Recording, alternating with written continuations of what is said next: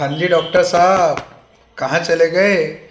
मैंने आप लोगों से बोला था कि पार्ट 3 लेक्चर में इस सीरीज की आप लोगों के लिए मैं पूरे 19 सब्जेक्ट्स के श्योर शॉर्ट टॉपिक लेकर के आने वाला हूं। तो वो श्योर शॉर्ट टॉपिक बन गए हैं गाइस।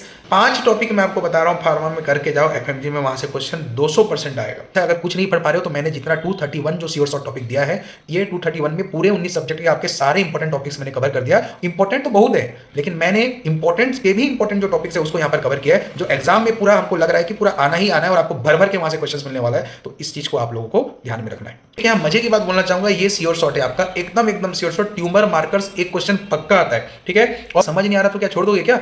पढ़ के जाना है। नहीं आ रहा है तो मेरे को कमेंट में लिखो कि न्यूरो ऑप्थेल मैं एक 10 मिनट का लेक्चर डालूंगा, उसमें लीजन्स कैसे पकड़ना है आपको सिखाऊंगा, ठीक है। कुछ ऐसे स्टूडेंट्स हैं जिनको भी मैंने गाइड किया था पिछले एफएमजी एग्जाम्स में, देखो किस तरह से सब अच्छे अच्छे परफॉर्मेंस के साथ पास हो गए। और मेरा भी आप लोगों को यही रहेगा कि आप सब भी बहुत अच्छे परफॉर्मेंस के देने वाले हो इस बार के एफएमजी एग्जाम में। और जो बच्चे को लगता है कि यार मैं सर कर नहीं पाऊंगा, मुझे लगता है 15-16 दिनों में खुद से, तो मैं एक टारगेटेड रिवीजन बैच स्टार्ट कर रहा हूँ 15 डेज का, जिसमें मैं एकदम मोटिवेटेड स्टूडेंट्स को ही लूँगा कि जो एकदम चाहते हैं कि कुछ भी हो जाए एफएमजी एग्ज़ाम को इस बार निकालना है। आप लोगों से मेरी एकमात्र ये विनती है, एक रिक्वेस्ट है कि प्लीज़ इसको सीरियसली लेना है। भर भर के आप लोगों का एग्जाम में इससे क्वेश्चन आने वाला है, इतने ज़्यादा आप लोगों के एग्जाम में इससे क्वेश्चन आने वाला है कि आप लोगों को बाद में आप लोगों को ये लगेगा कि यार अच्छा हुआ जो हमने इसको कर लिया। आप लोगों को दिखा दिया जाए कैसे आप लोगों का बना है श्योर शॉर्ट टॉपिक्स। तो यहाँ पे आप देख सकते हो एफएमटी से हम लोगों ने स्टार्ट किया है। एफएमटी के श्योर शॉर्ट टॉपिक जैसे थोड़ा बहुत मैं आपको बता देता हूँ। जैसे इंक्वेस्ट पे बहुत सारे क्वेश्चंस आते हैं, चाहे वो जुडिशियल मजिस्ट्रेट के इंक्वेस्ट हो, एग्जीक्यूटिव मजिस्ट्रेट किन किन केसेस में, बारबेरियोस टेस्ट, ये सब जो सीमेन का और ब्लड का जो टेस्ट होता है, ठीक है। MTP act is the most important one. हर बार यहाँ से क्वेश्चन आता है एमटीपी एक्ट में डॉक्टर का क्वालिफिकेशन, कितने मिनिमम डॉक्टर्स कब कर सकते हैं, किन केस में नहीं कर सकते, किन केस में बियॉन्ड 24 वीक्स के बाद भी जाकर के किया जा सकता है क्या, या 20 वीक्स में कब करते हैं, कंट्रासेप्टिव फेलियर में कब करा जाता है। तो ये आप सभी को पता होना चाहिए। पॉइजनिंग यहाँ पर मैंने मेंशन किया है, तो ये जितनी पॉइजनिंग्स है इन सब के एंटीडोट्स, बहुत सारे जो एंटीडोट्स है वो बहुत ही इंपॉर्टेंट है।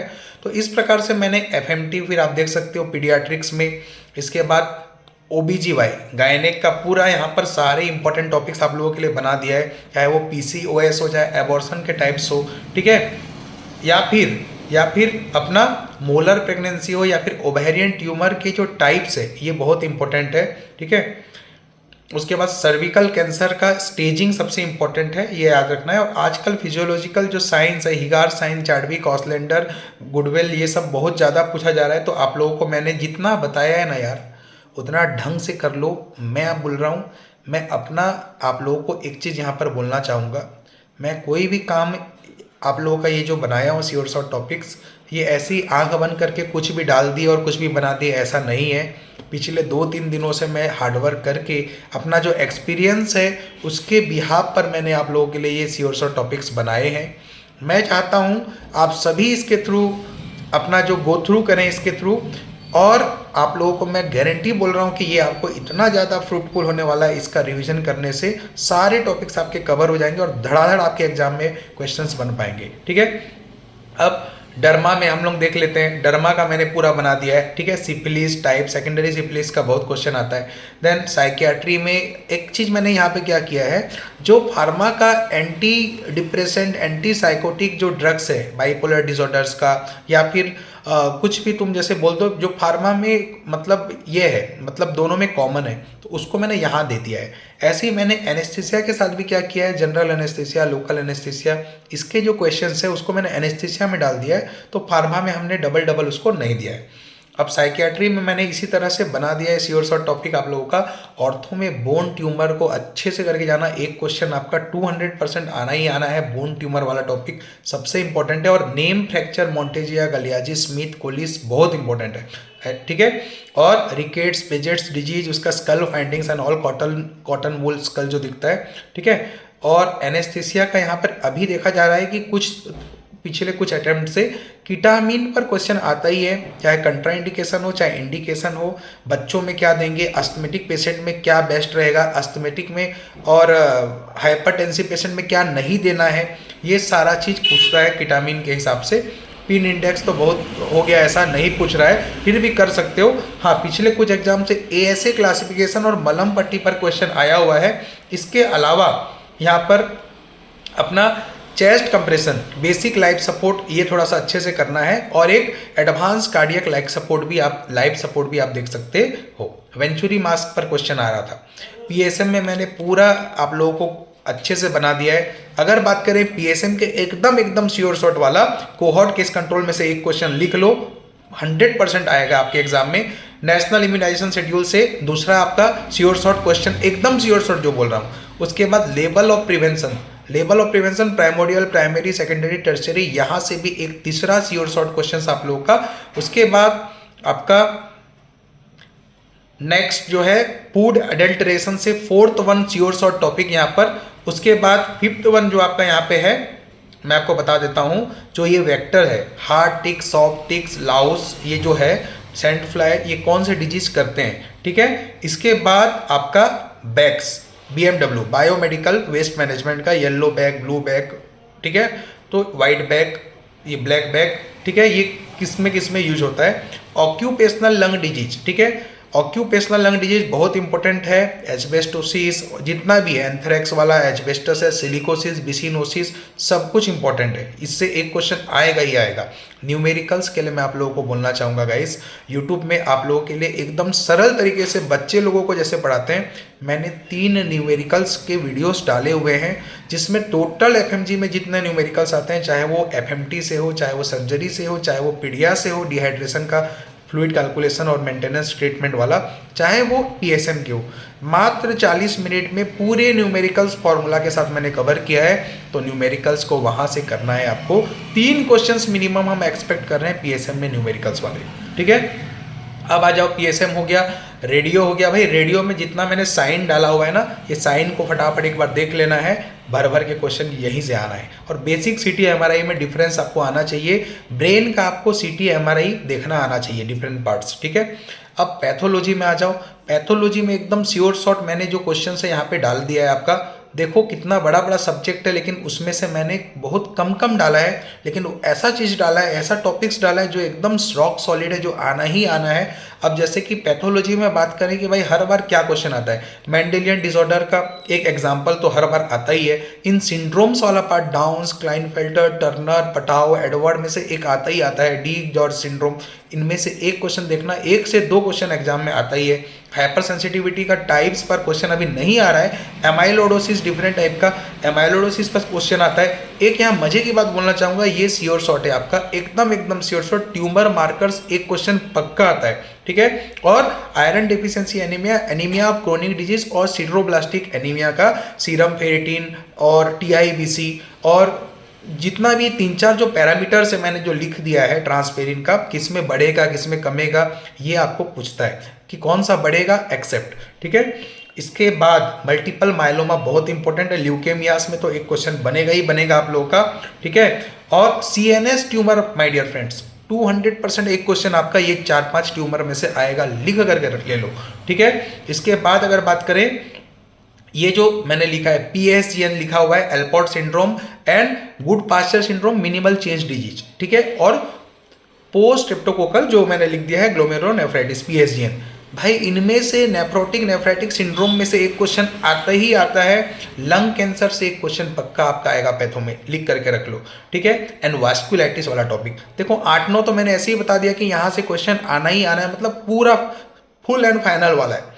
अब ऑप्थेल्मोलॉजी से बात करें तो ऑप्थेल्मोलॉजी में न्यूरो ऑप्थेल बिल्कुल छोड़ के मत जाना। बहुत बच्चों बोलते हैं समझ नहीं आ रहा, ये नहीं आ रहा। भाई समझ नहीं आ रहा तो क्या छोड़ दोगे क्या, पढ़ के जाना है। नहीं आ रहा है तो मेरे को कमेंट में लिखो कि न्यूरो ऑप्थेल, मैं एक 10 मिनट का लेक्चर डालूंगा, उसमें लीजन्स कैसे पकड़ना है आपको सिखाऊंगा, ठीक है। इसके बाद केराटाइटिस, बैक्टीरियल फंगल, एचएसबी वाला केराटाइटिस, ठीक है, तो ये भी देख के जाना है। तो इस प्रकार से गाइस मैंने आप लोगों का क्या किया है, सारे सब्जेक्ट्स का यहाँ पर श्योर शॉट डाला हुआ है। फार्मा में अगर मैं बात करूं, बहुत से बच्चों का ये रहता है यार सर फार्मा याद ही नहीं होता, क्या किया जाए फार्मा के लिए। मैं आप लोगों के लिए एक चीज़ बोलना चाहूँगा, 5 टॉपिक मैं आपको बता रहा हूँ फार्मा में करके जाओ, एफएमजी में वहाँ से क्वेश्चन 200% आएगा।